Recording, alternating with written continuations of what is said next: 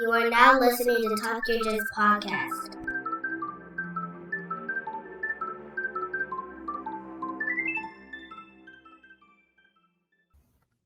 Welcome back to the Talk Your Jits podcast. This podcast is, as the name implies, all about jiu-jitsu. I'm your host, Lamar Smith, and today's guest is a purple belt who trains at Exodus Jiu-Jitsu, located in Phoenix, Arizona. Ladies and gentlemen, Nick. How you guys doing? Lamar, thank you for having me. I appreciate it. Oh, man, the pleasure's all mine, sir. How's it going? It's good. It's good. Today was a good day. Oh, yeah. Definitely a good day. Definitely a good day. Get to talk about some jiu-jitsu and all the other good stuff that comes with it. Absolutely excellent. All right, man. Let's get the ball rolling. If you want to formally introduce yourself, by all means, and let's hear about your jiu-jitsu journey. Okay, so my name is Nick. I live in Phoenix, Arizona. I've been doing jiu-jitsu for roughly 10 years now. Recently had a school change. So recently started going to Exodus. Before Exodus, I was at a place called Grace Fight. Well, it was Grace Fighting Systems, and then it turned into Legion MMA. And Legion MMA has been around for like 6-7 years, roughly. Before that, it was Grace Fighting Systems. And then before I went to Grace Fighting Systems, I started with the Gracie Academy out here in Phoenix, Arizona. I went out to the Torrance Academy. I trained with the Gracies, Henner and Heat on for about 6 months. And then prior to that, this would have been about 14 years ago, I was doing Muay Thai and, amateur fights in Minnesota. I had just like a couple of them. And, with mixed martial arts, we were just training like positional control and stuff like that. And so what I realized is that I needed to understand grappling. So I'd always wanted to go to jiu-jitsu, but I have an MMA base. And then once I got into jiu-jitsu, it helped me profoundly, like in many ways. I'm sure that you experienced the same thing. But many life changes, met some really good people. But jiu-jitsu is like a staple of my life and my kids' life. I've tried to get my wife into it, and that hasn't worked so hot. She took some striking classes, and I think like most people, I think most people enjoy striking a little bit more because it's fun. Yeah. But yeah, so that's been my journey, and currently I'm at Exodus.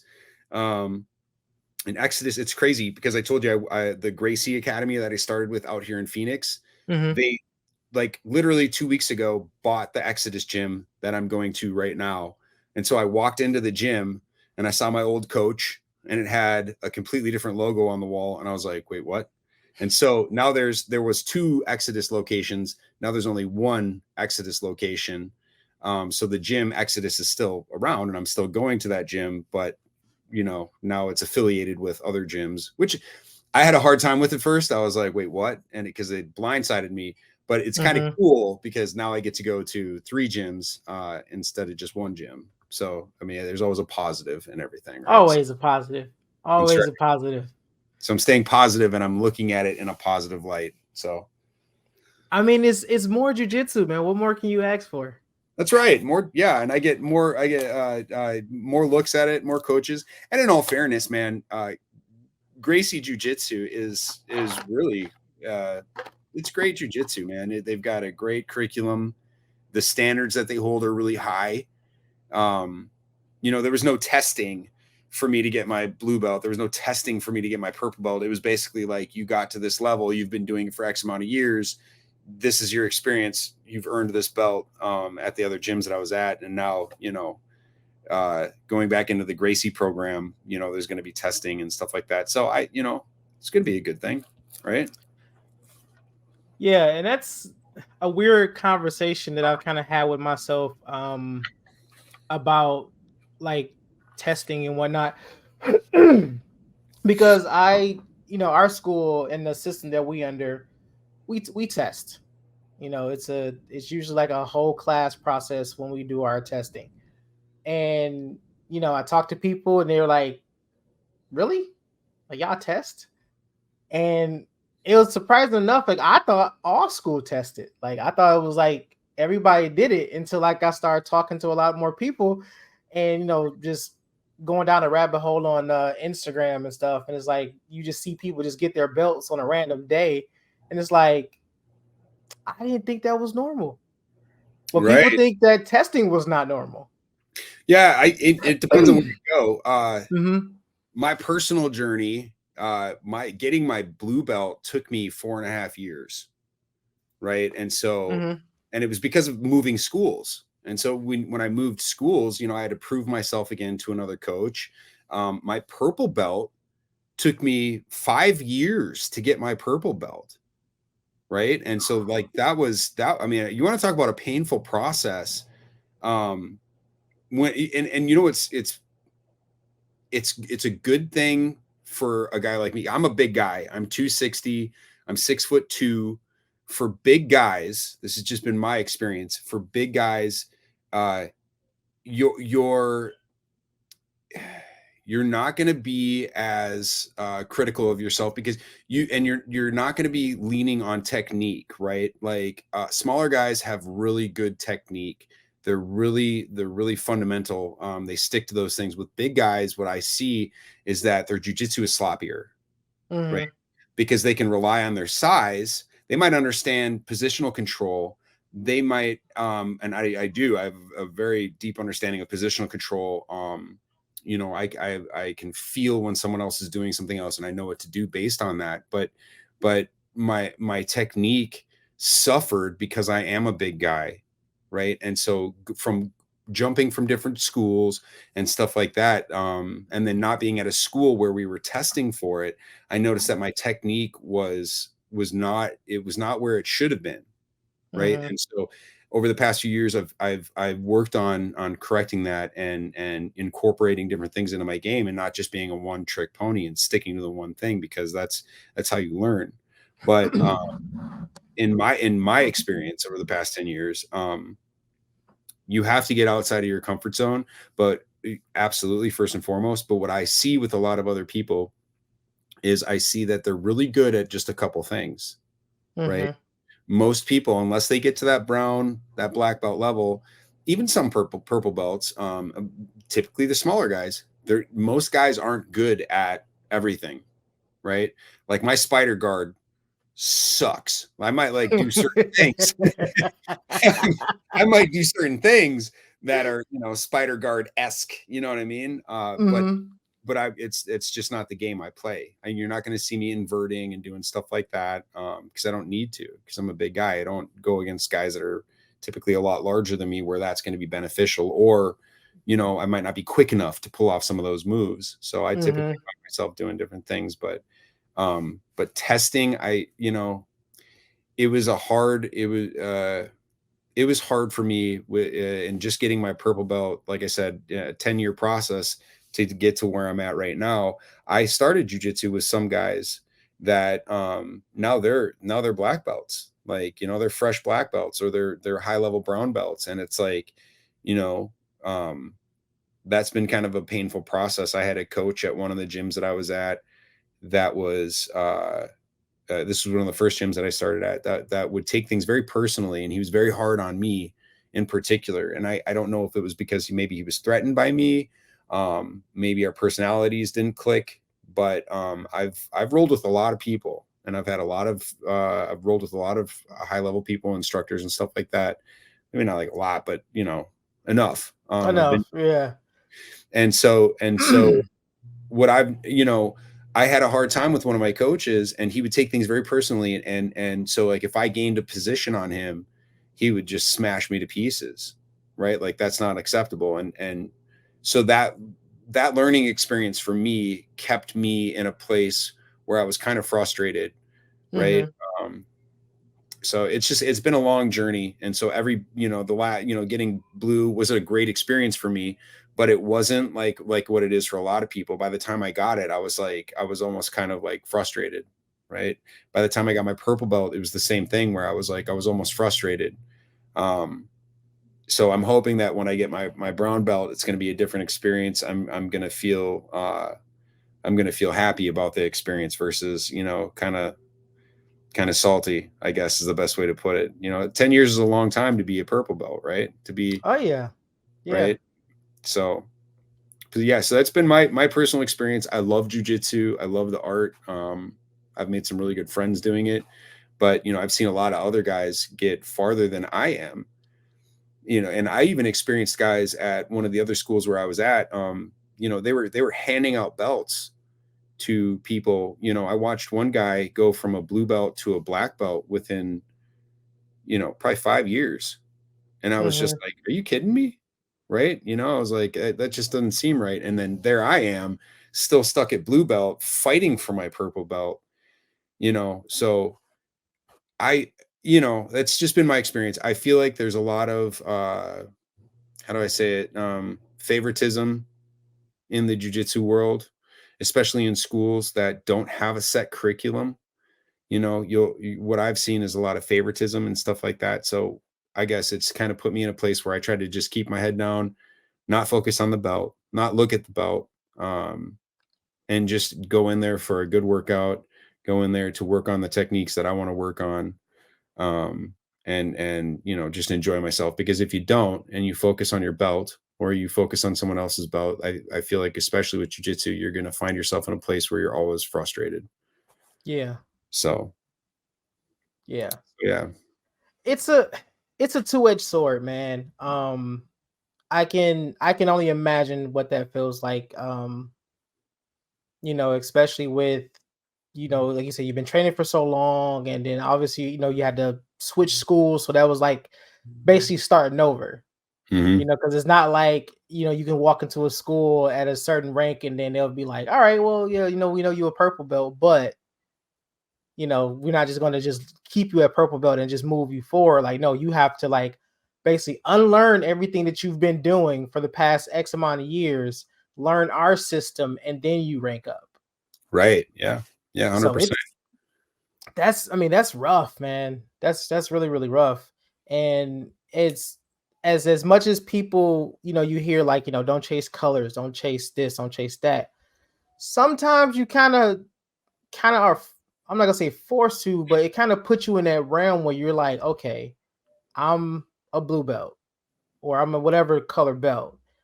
I've been at this school for X amount of time, and you just seeing people surpass, just either coming up with you or behind you, getting, outranking you, and you're like, okay, what's the deal now? What's up with that? Mm-hmm. And you're Yeah. not giving, and especially it sucks when they don't give you like a legitimate explanation on why they do that. Right. Yeah. So it's like, all right, man, what are you doing? Are you trying to just keep me here so I can just stay around, or are you just trying to what are we doing? Like, what are we Yeah. doing here? I think for big guys too, like larger guys, depending on the school that you're at, I feel like that's kind of a dynamic of that, of that predicament too, because, sometimes a lot of favoritism, right? And Mm-hmm. if the coach isn't like your bestie, you know, in my experience, you're gonna have a hard time, right? And they're gonna just put the screws to you, and they're gonna want to keep you where you're at. Mm-hmm. So that's and the other thing, not only changing schools, but also having other coaches come in. So let's say that the school itself isn't very stable, and so they bring in a new professor, and then that professor's there for 6 months, and then they bring in another professor. You've got the same thing going on, right? Right. The school I was at, when I was at Legion, so my instructor at that time had asked me, which I thought this was a really weird thing to be asked, but this is what I chose, right? Do you want to get striped up, or do you want me to just promote you when I think you're ready? Right. Well, the worst decision that I possibly could have made was to say, I want to get promoted when you think I'm ready. Never, if you, that's not a normal thing at most schools, but if you're ever faced with a question like that, take the stripes. Yeah, Okay. That's a weird thing. That's a that is weird, a weird thing. That is a right? weird thing. 100%. And so I was just like, you know what? That sounds kind of cool to me, right? And because it had taken me almost 5 years to get that blue belt, I was already in the mental place where I was like, you know what? The stripe, the belt, none of that means anything to me. I was so happy to have my blue belt that I was just like, you know what? Don't stripe me up. You Mm-hmm. give me my purple belt when I'm ready for it. horrible decision, because then that coach stopped coaching. He was still overseeing the gym, brought in another instructor, professor. He was there for 6 months, brought in another professor, and this happened like 4 times. And so finally I was in a place after years where I was like, I had to go to my professor that was like at the school, but wasn't really teaching. He was just owned part of the gym. And I had to be like, look, bro, you know, I have no stripes on my belt. Do you remember this conversation? He didn't even remember having the conversation with me. And so now I'm looking, What? bro, and now I'm looking at this guy and I'm like, are you serious right now? You remember this conversation? Like I haven't had a stripe in years. Like, come on, man, what's going on here? Well, you know, we'll figure it out, you know. We'll figure 6 it months. out. Yeah, we'll figure it out 6 months to a year later, you know. So like I said, the process for me specifically was very painful.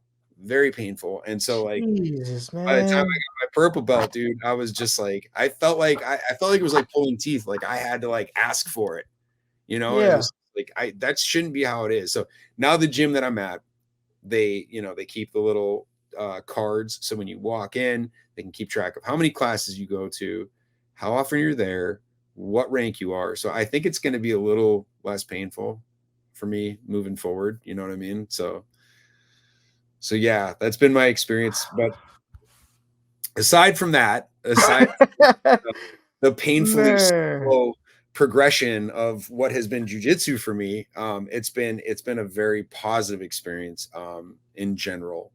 So do you mind if I segue into something else? Sure, sure. So I'm 42. Okay. I'm 42. When I started jujitsu, I was 32. Okay. I had kind of a rough childhood and and it affected me profoundly until I was about my late 20s. Okay. Mm-hmm. I didn't really understand like how it had affected me. But I didn't really know my father until I was in my mid to late teens. Okay. Mm-hmm.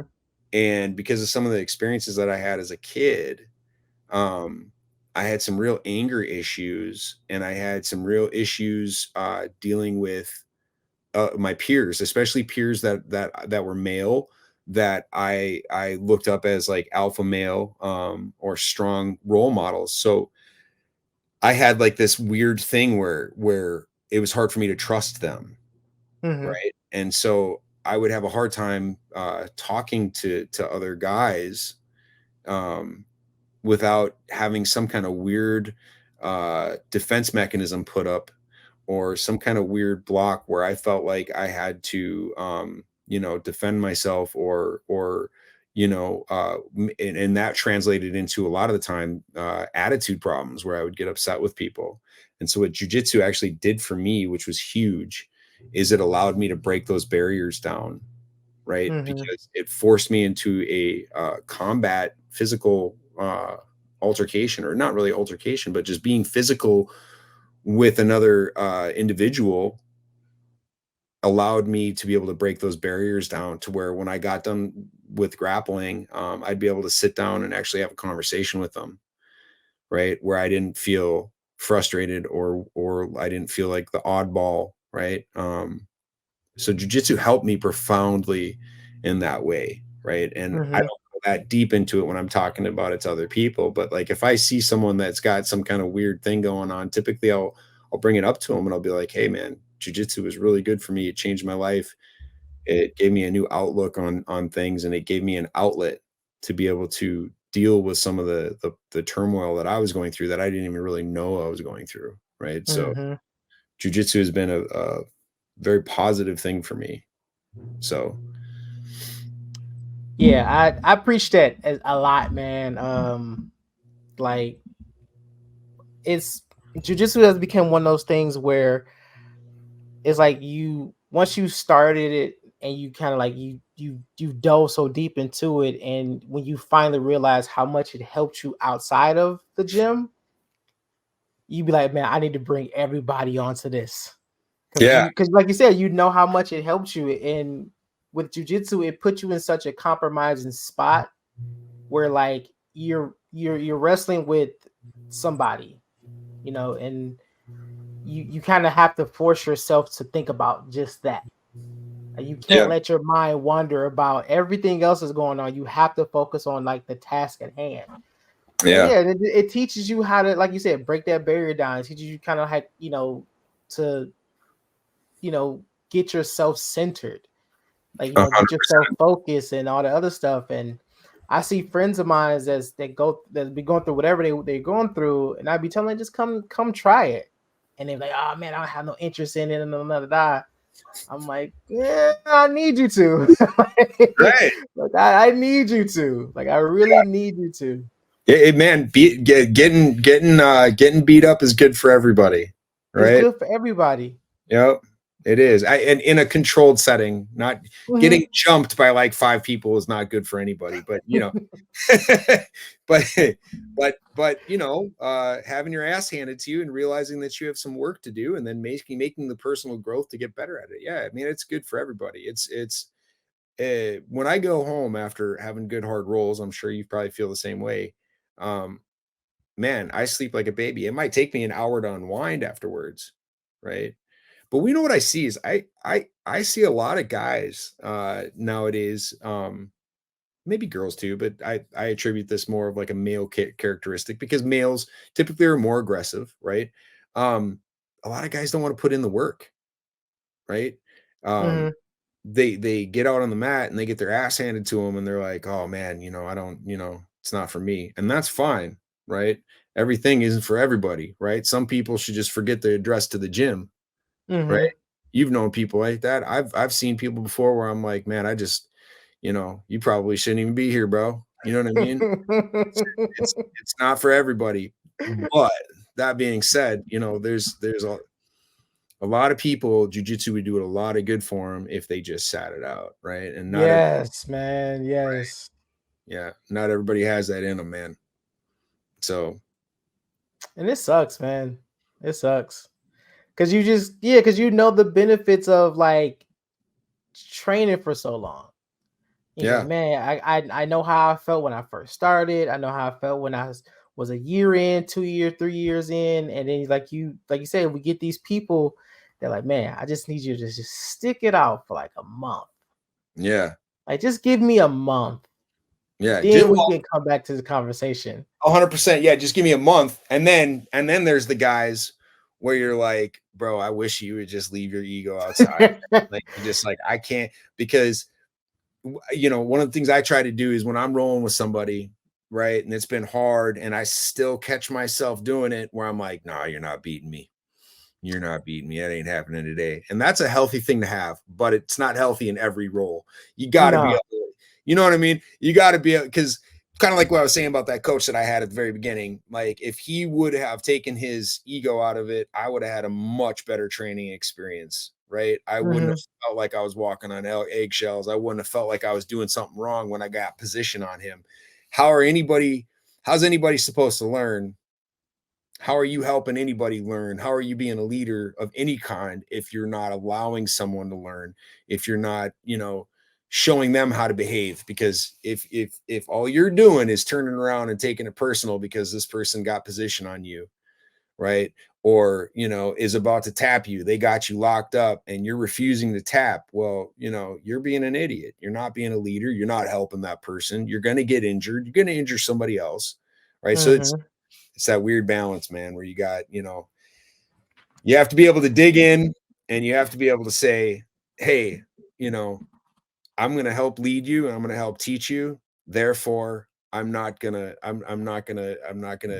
be a stubborn freaking prick here.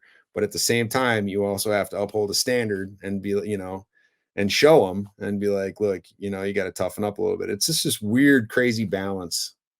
Right. Man, shout out to my instructor, man, because he's probably one of the most like humblest guys I've ever met. Never been about ego. From the first time I've ever rode with him to like the last few times we rode together, it's always the same. If he gets me, he gets me. If I almost get him, and it is what it is. We'll walk through it. Like, he'll tap me. They're like, all right, let me show you where you messed up at. Yeah. Or if I ever get close and it's like, all right, this is what you should have done. Yep. and I hear stories like that where instructors have these these big egos, and they feel like they shouldn't be tapped by anybody. I don't care if you're a white belt, blue belt, purple belt, brown belt. If you tap me, you tap me. Yep. You know, it shouldn't matter. It doesn't discredit you as a coach or as an instructor if one of your students tap you, or even as a jiu-jitsu player, right? Yeah. If you're rolling with somebody and they're lower ranking than you, what are you teaching them if you dig your heels in and fight like a maniac, right? To get out. Exactly. You just, in my opinion, you're just teaching them that you're a spoiled little brat / bully that hasn't really learned anything yet, Right. I mean, there's a time to fight, right? And then there's a time to train. And if you're there to train, that's what you're doing. You're not fighting, you're training, right? And so, right. There's a big difference, like there's guys I think that don't understand that are at the gym where they don't get it. And it's like, maybe you allow them to tap you and then they get it in their head like, oh, I tapped Nick today, man. And it's like, well, hold on a second. Now, if we were really in a fight, you know what I'm saying? But in my opinion, let them find that out the hard way. That's fine. I'm okay with that, right? I'm okay with that. You can sleep on me all you want. I'll be a better training partner if I take care of you. Right. I'll be a better training partner. And I'm not going to be, I tell white belts and even some blue belts all the time, right? Take it easy, right? And allow yourself to learn, because if you're sitting there and you're fighting all the time, well, guess what? You're not learning, right? You're not learning. Your mental focus goes like this. When you're panicking and you're freaking out, you can't think for nothing. Like if you allow yourself to go out there and play and learn, you can actually think, right? Mind opens up to learning during that period of time, right? And so once again, it's just that balance. But and the other thing is like, if you're running, like imagine you walk into a wall, right? You walk into the wall would be getting tapped out, right? Well, is it going to hurt more if you walk into that wall, or if you run head first into that wall and then get tapped out? It's going to hurt a lot harder if you're going balls to the wall and I catch you.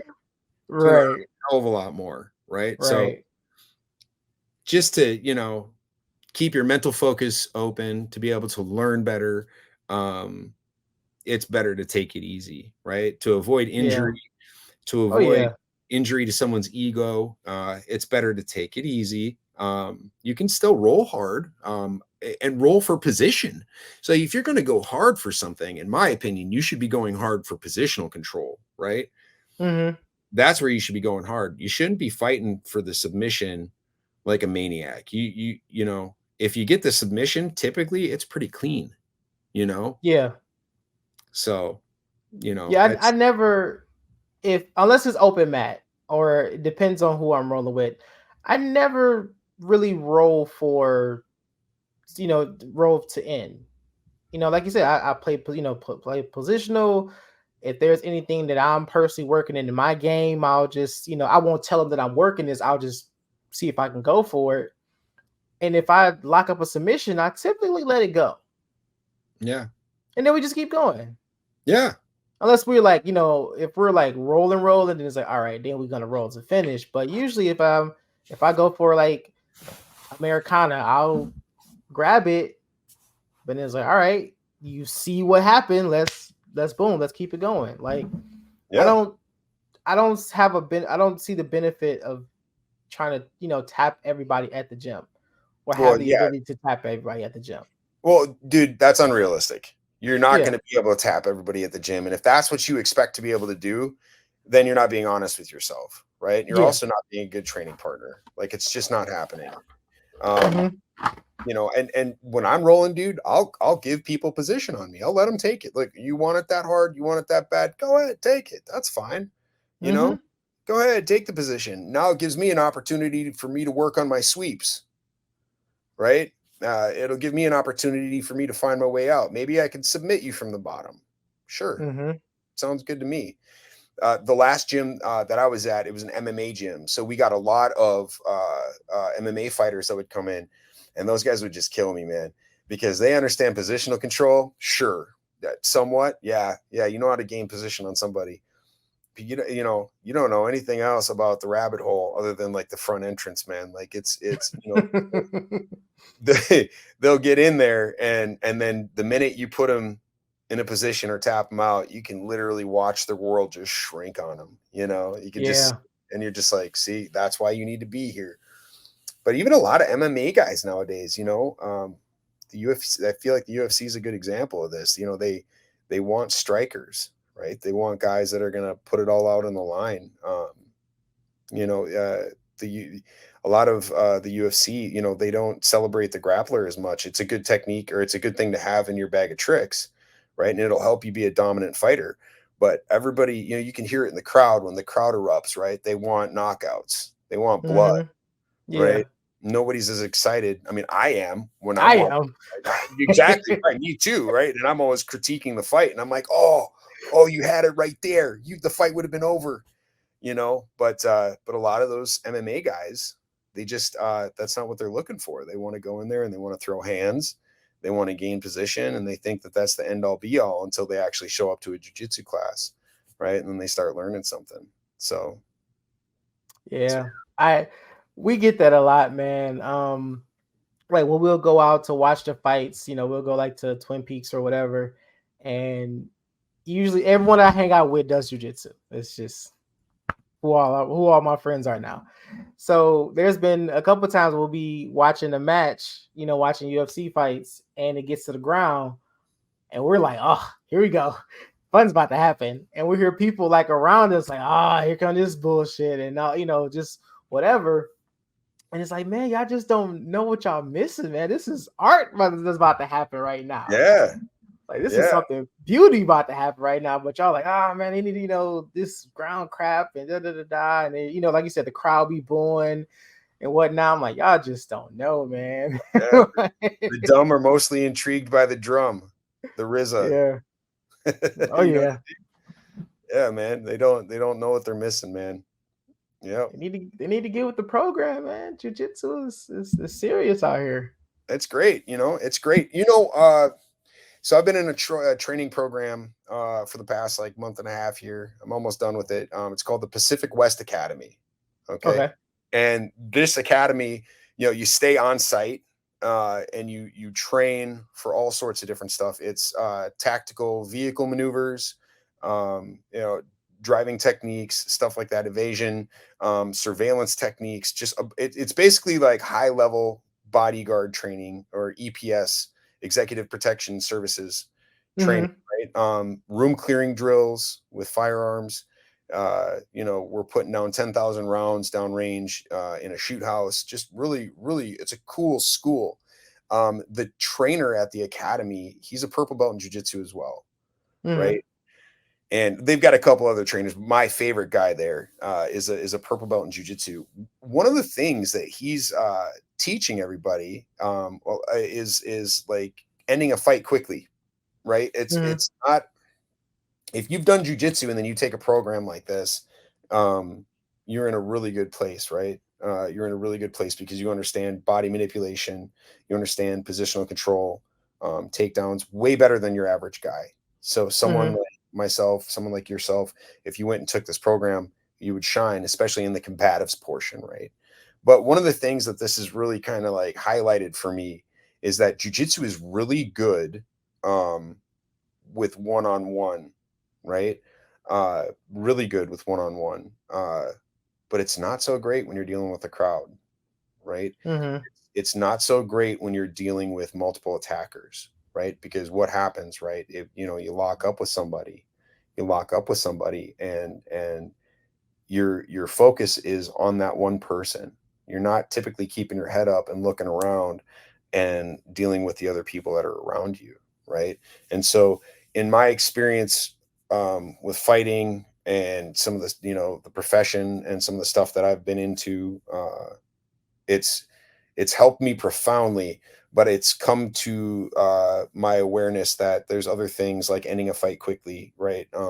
That are really critical when you're dealing with a group of people, or just running the fuck away, and getting the fuck out of there, because a jiu-jitsu guy really shouldn't be fighting multiple people. It's not a good idea. You're going to get hurt because, like I said, your focus is going to be on that one person, right?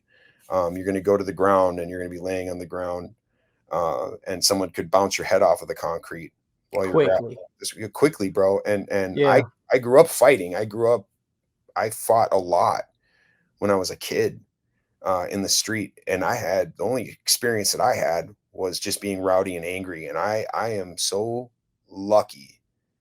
I'm a very lucky person that I didn't end up in the hospital or dead because of some of the situations I was in. And so just being in this training right now that I'm in has really brought that to light. Some of the stuff they talk about, they brought up Krav Maga, and my stomach dropped, and I was just like, no, God, no, please don't teach us Krav Maga, because I can't stand the shit. Like, it drives me crazy. Okay, like jiu-jitsu over Krav Maga any day of the week. Oh, of course. Many reasons. But they didn't, right? They brought it up, but then he was like, talked about why it's not a good idea. And I was like, oh, thank God. Okay. I think I can enjoy this. Because I don't know about you, but like my experience with Krav. So if you're out there and you're listening to this podcast, and you're like take this, listen to what we're saying, take this to heart. Okay. Lamar's a black belt. I'm a purple belt. Okay. If you're wondering whether Krav Maga is better than jiu-jitsu, it's not. Okay. Do not fool yourself. Like, jiu-jitsu is going to it's going to make you fight for your belt. It's going to make you fight for your rank. It's going to put you in a situation, and many different situations with many different people. You're actually going to have to train and spar and roll and grapple, right? It's going to be, wrestling. Wrestling is very good for teaching raw aggression to people, right? But there's not many wrestling programs for adults out there. So if you weren't doing it in high school or in college, good luck finding that, right? Like, you're not going to get that. So the next best thing would be judo and jiu-jitsu. Okay. And Krav Maga is just it. I've so many times, man, I've ran into people that have either come to the gym or you talk to them and they're Krav Maga experts, and they're like, oh, well, I can't show you my art because my art is intended to maim or kill.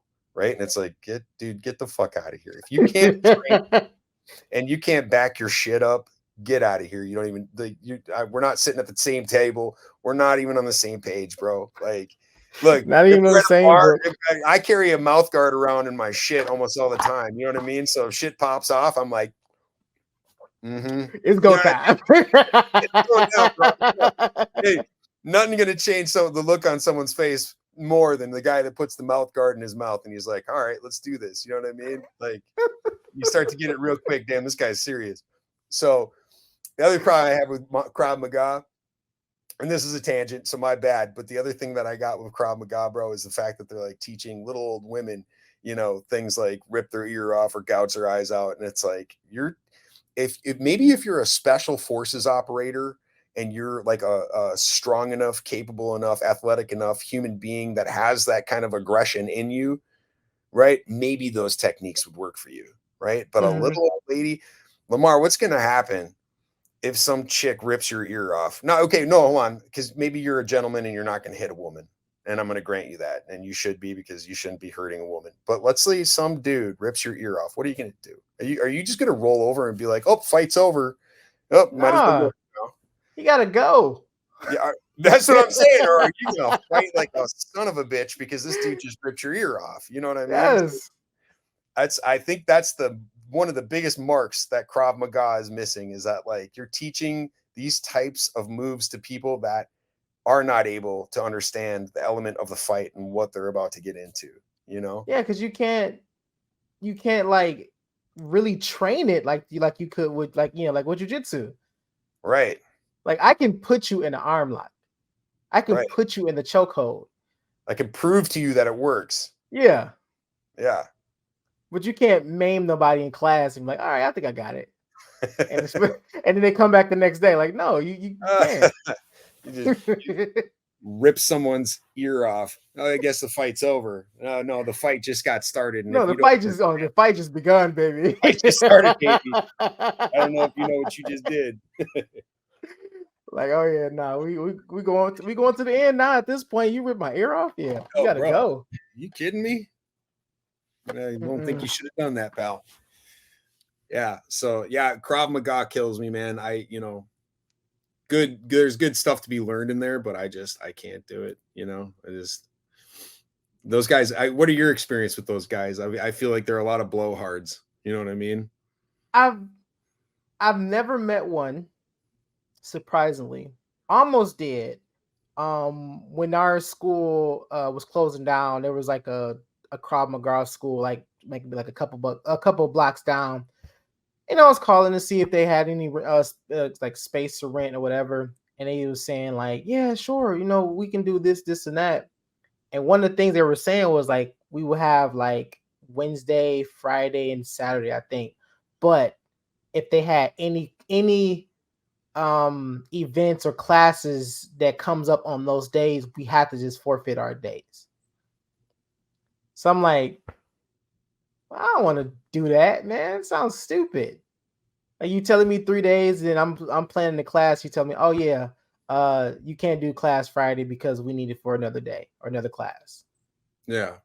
So that makes sense how they operate now with the story you just told me. But right. But I don't think I've ever ran into anyone that said they knew Krav Maga. The guys, like I said, the guys that I've met, they think it's this really profound thing, and it's like, man, you don't even have the fundamentals underneath your belt to be able to do any of those moves, pal. Right. If it was an Israeli special forces dude that told me he was a Krav Maga guy, I'd probably be like, okay, cool.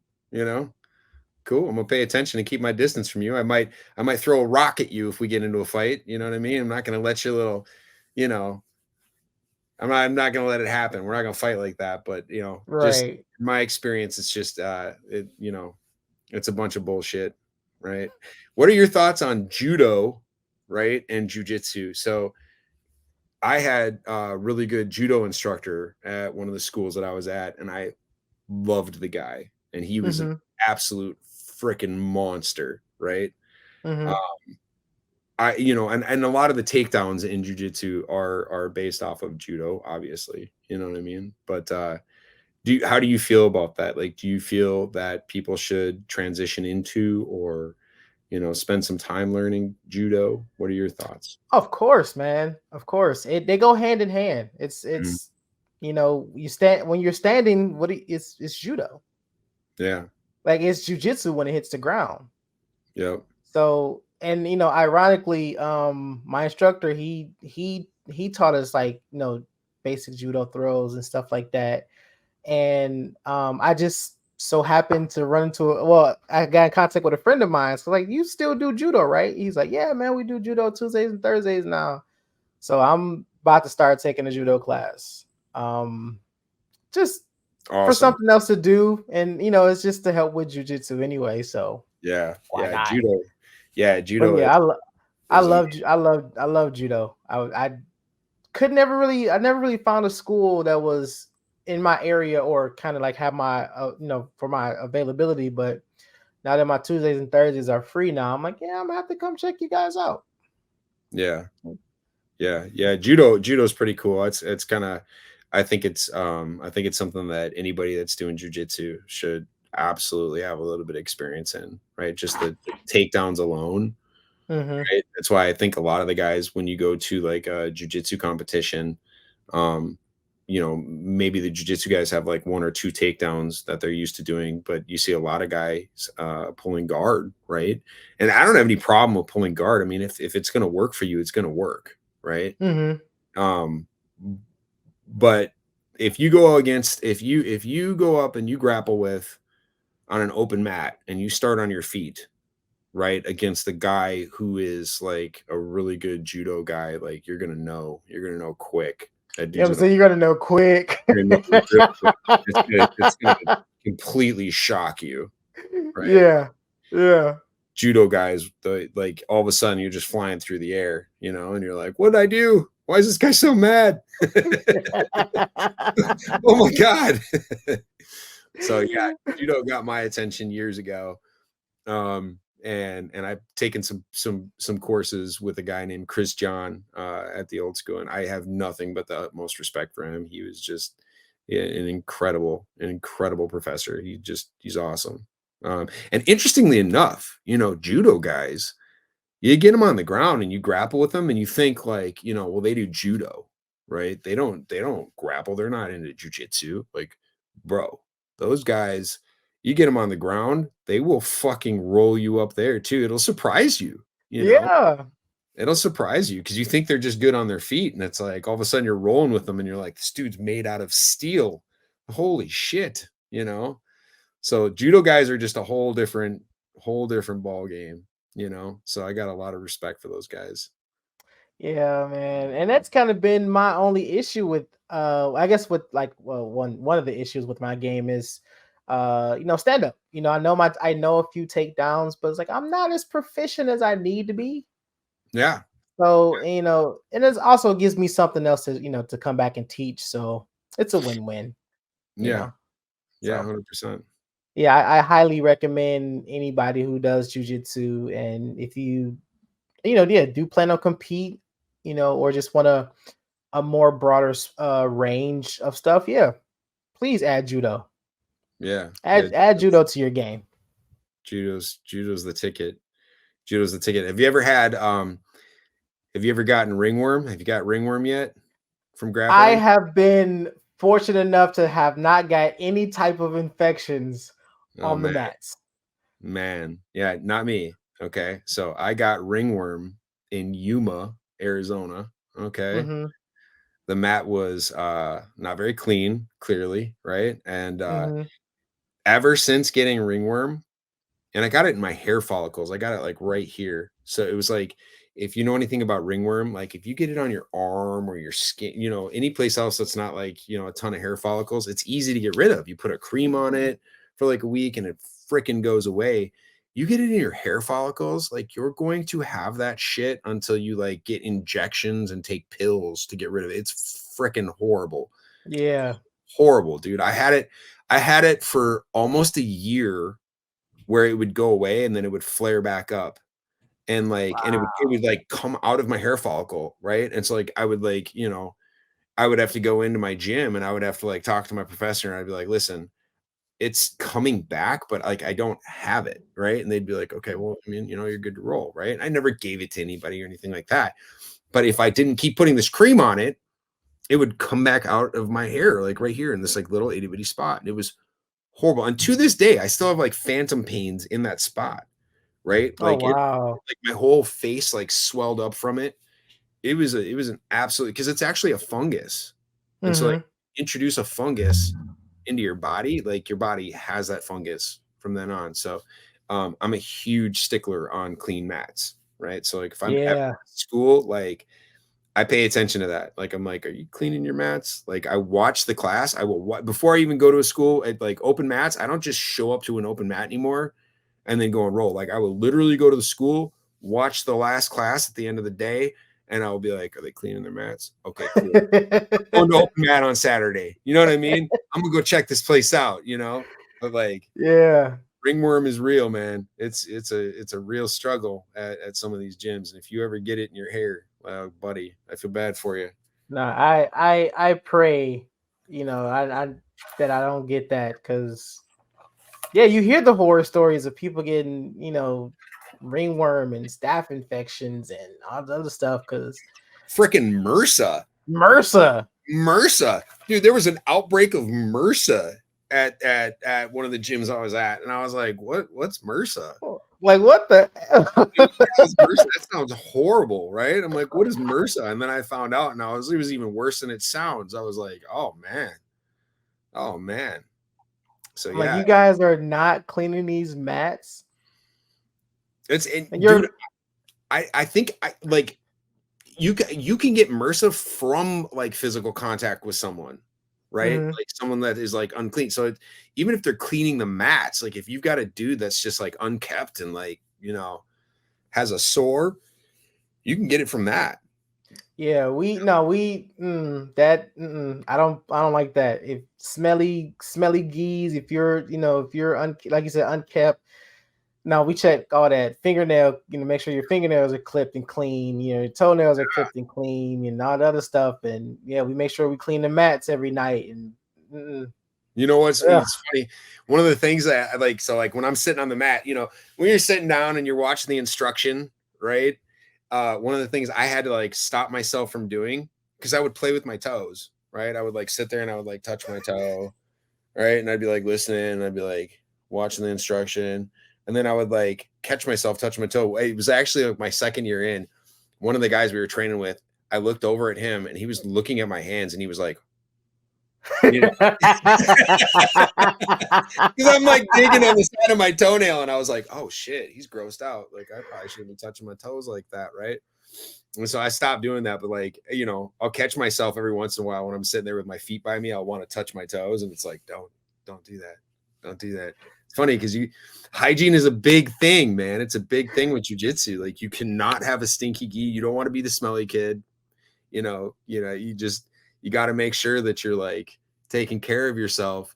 And then also, because dude, I know you have too. I've rolled with some people where you're like, did you shower? Like, when was the last time you showered? Like, do I have to talk to the instructor about you? Because this is gross, Yeah. There's always a smelly kid, man. There's always that one. We don't have one no more. So, thankfully, but yeah, man, I don't get it, dude. It's like, I know, like, if I can smell it, I know you can smell it. 100%. You can't be that nose blind to it. Yeah, dude. One of my instructors when I started, right? Big dude, man. He's 300 pounds, right? He's 6'3", 6'4", just big dude. Big old hairy chest. He never wore a rash guard. I knew it. I knew you was about to say that. If you've got a hairy chest, wear a rash guard for the love of God. Like, do not do this to other people, okay? And like, bro, he would be all over me, man, and he would rub his chest. He would rub his chest up and down my face. I couldn't get away from it, and I'd have to turn this way to breathe, and then I'd have to like pop him and like turn my face this way, and I'd get off the mat, and I'd have nightmares about it. You can't pay me to roll with people like that. Yeah, but that was the black belt at our school, right? And I was just like, I don't know how much longer I can do this. I'm getting dry humped by this guy, and he won't wear a rash guard. I have his hair stuck in my teeth, I know, dude. If I ever do a tournament and the person I roll with does not have on a rash guard, dude, I'm like, I can't. No. Yeah. Would you not do a tournament because of that? I probably would. I probably wouldn't do a tournament because of that. I'm like, dude, I can't, dude. I can't do this. No, because we're not about to roll, and you just your freaking Sasquatch chest is rubbing in my face, dude. Like, no. Right. So okay, so I've done 4 tournaments total. Okay, how many tournaments have you done? 3. You've done 3. Okay. Yeah. I'm just curious, right? Like, does it change? Like, for whatever reason, your forearms lock up. Like my hands will be like in this position after like the first couple matches, right? And you got to like have someone rub your. Did you have that same issue where you're like grabbing so hard onto the other person where your forearms locked up? I don't roll like that. Like I could go through 10 rolls at the gym and my forearms don't lock up like that. Yeah. As a matter of fact, my last tournament, because when I was rolling a couple times, I realized like all this was burning, and I'm not used to that. If I'm at the school, like I'll work my grips, but it's not like this. It's more. Isn't it crazy? Relaxed. Isn't it crazy that like that competitive scene or that scenario will make you grip so hard where you could have had like thousands of rolls before this and never experienced it, and then you get out there and you compete, and all of a sudden you're gripping this person so hard that your forearms start to tense up to the point where like I got done and I was like straightening my fingers out and I was like, oh my God. I was like, why? And I I still had, didn't realize that because I'm replaying like the last roll I did at a tournament, and I'm in bottom half, and I was setting up to go for my scissor sweep, and for some odd reason I could not move this arm, and I'm like, what the is going on here? yeah, you Man, I seized didn't even up. realize that. Yeah. Every single tournament, dude, it never fails. And so I was gonna ask you, like, does it get better? Because like the last time I competed, I tried to make sure that I wasn't gonna do that, and my forearms still locked up on me, still locked up. So it's crazy. I got a tournament in April. Grappling Industries. Grappling Industries in April. I'm gonna be mindful of that now. Now Be that you mindful. mentioned it. Yeah. Now that And you mentioned it. maybe have somebody on standby so that when you're done, you can just like put your hands out to them and have them rub your forearms for you. You know what I mean? Like loosen me up, Yeah. loosen me up. I can't grab anything, you know? Yeah. So, do you know what Keiza? Do you know what Keiza Gatami is? That's the judo name for that type of side control. It's Mm-hmm.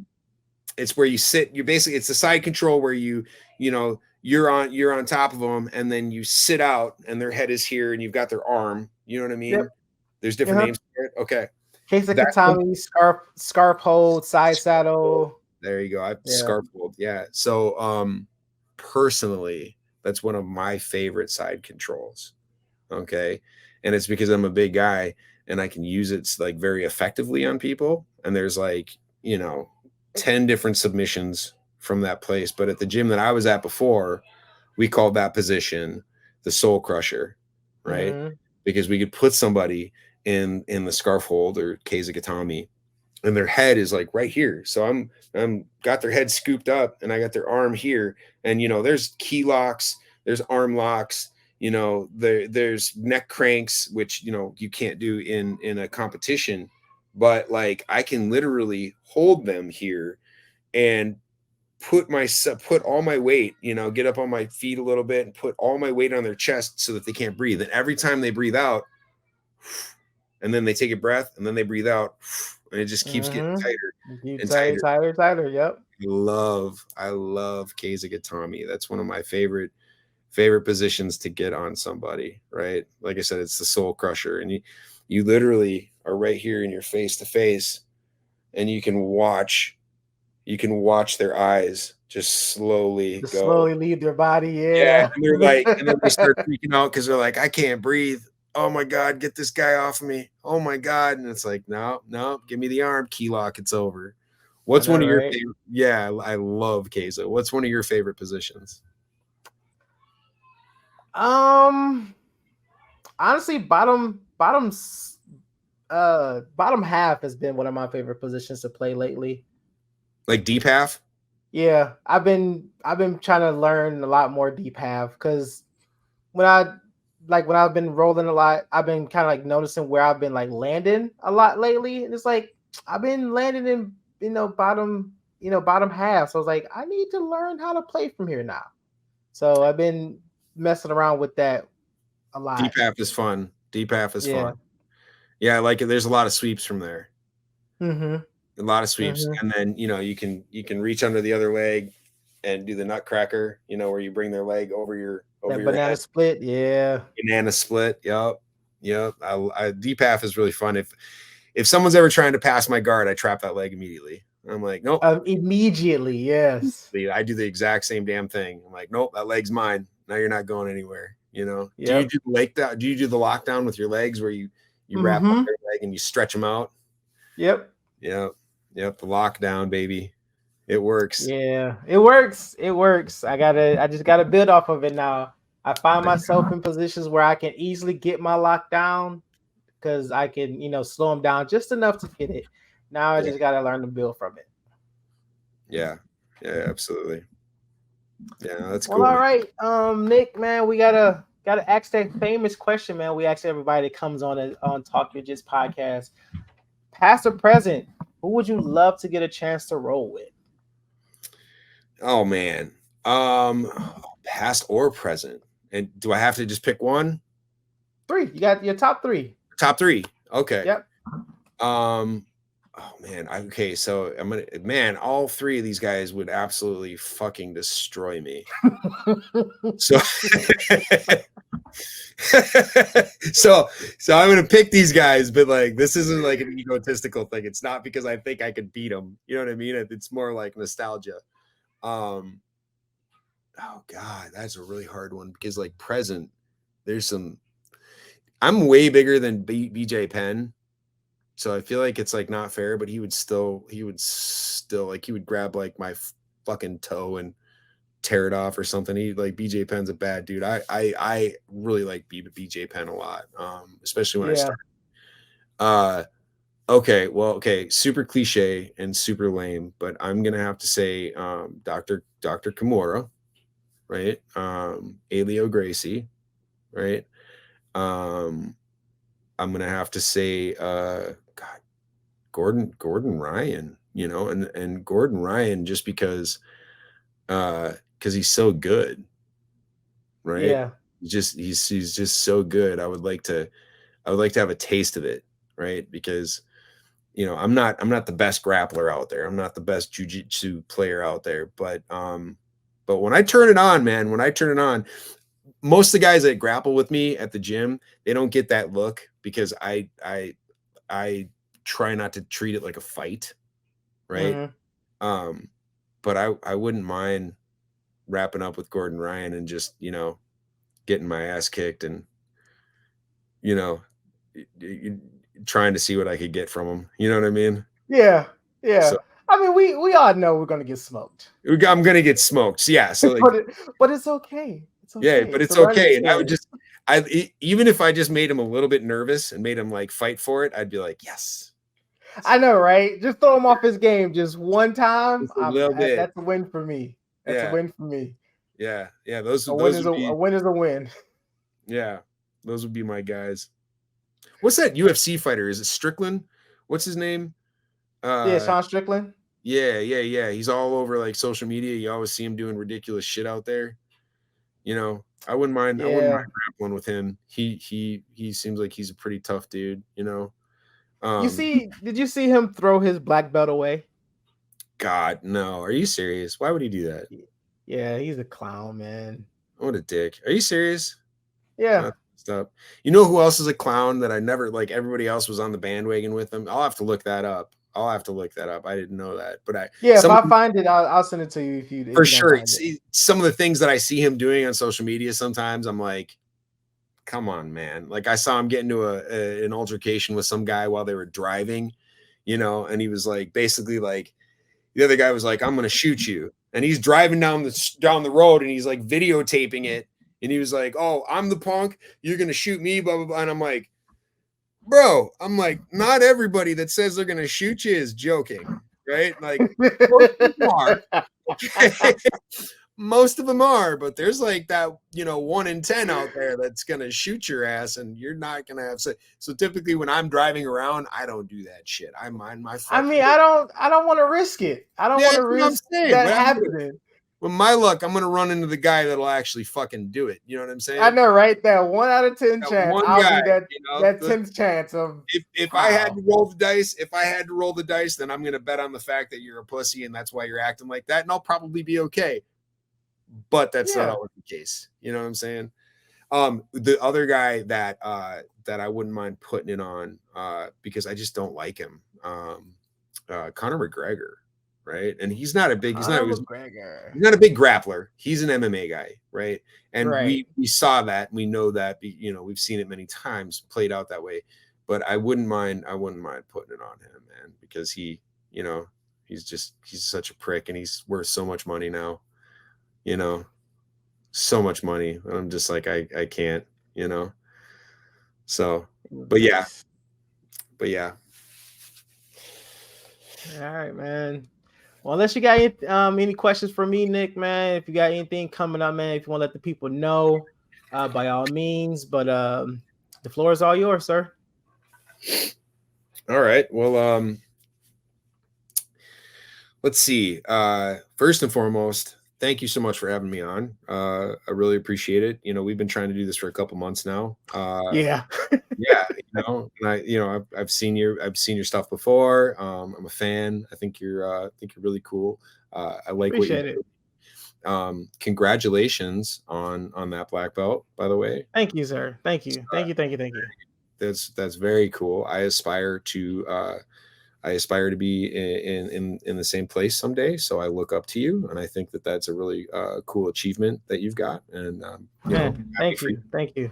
Yeah, that's very cool, man. I guess where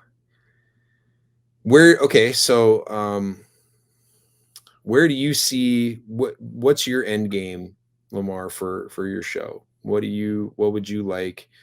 Where would you like to be with your show? Do you want to just keep growing it?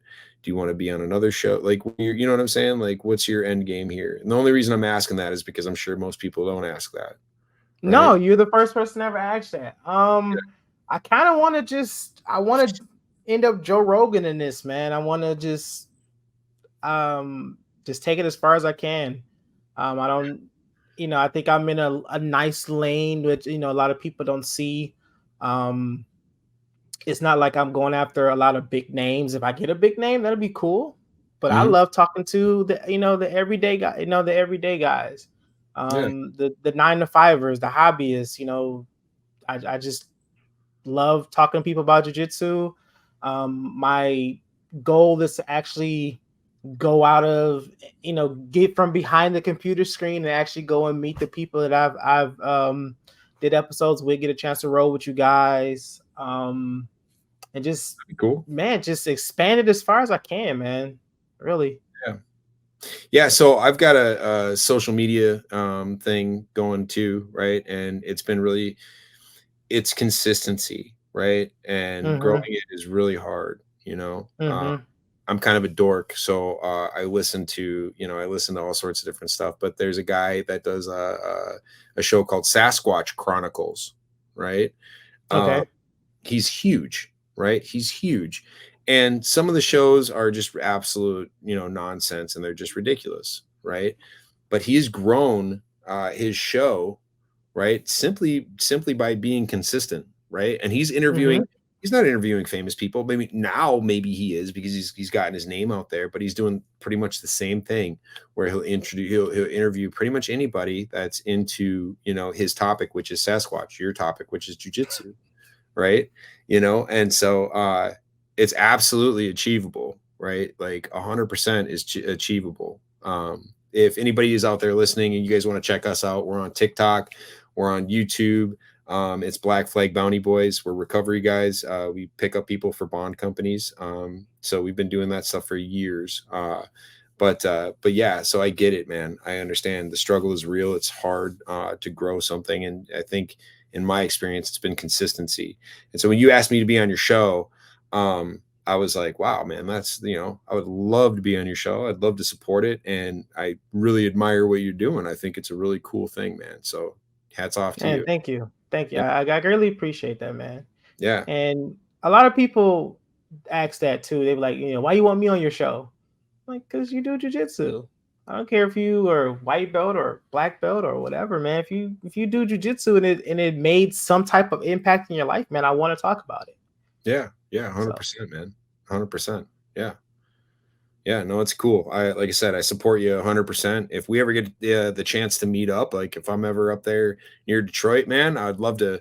Now I got that little mental marker where I'm like, I'm up near Detroit. I better hit up Lamar, see if we can go roll together. If you're ever out here in Phoenix, let me know, man. I could take you to our gym, and we could hit the mats and just have ourselves a good time. So Definitely, man. Definitely. I'm gonna make it happen. I'm putting it out there in the universe that it's gonna happen. I'm gonna roll with I'm gonna say everybody. It's over 100 people, but I'm gonna try. yeah, yeah. I'm Well, gonna hey, try.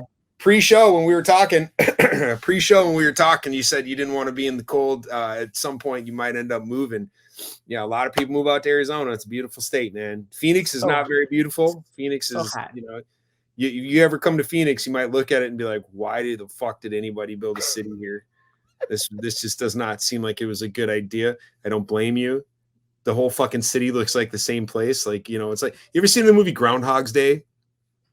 Bill Murray, where he wakes up and it's the same day over and over and over and over. That's Arizona. That's Phoenix. You wake up and the sun is in the Oh same spot. The God. same cloud is right there. And you're just like, I miss the seasons. You know what I mean? Like, this is insane, but it's a beautiful state. So Phoenix is not the greatest. Phoenix is, you know, it is what it is, but the state of Arizona is gorgeous, man. And so is Yeah. Michigan too, by the way, but you guys just get really cold. So Yeah, we experienced all 4 seasons in the matter of a week. So yeah. I miss that though. I love it up there. I'm a deer hunter, man. And so like I grew up ice fishing and deer hunting and doing all that fun shit. So yeah. But yeah, if you ever come out here, man, we'll have ourselves a nice little fun time, man. Once again, thank you very much for having me on here. man, the pleasure is all mine. The pleasure is all mine, man. But yeah, I will definitely hold you to that offer, man. Once we get stuff moving, I'm definitely coming out to see you guys. So I'll keep you posted for sure. Yeah, heck yeah. All right, well, that's the end of today's episode. I would like to thank Nick one more time for coming on and blessing us with his jiu-jitsu knowledge. Hope you guys enjoyed. Please go and follow our Facebook, Instagram, and YouTube to stay updated on all future episodes. This has been Talk Your Jits Podcast. Keep rolling, keep grinding, and remember, long live jiu-jitsu. Have a great day.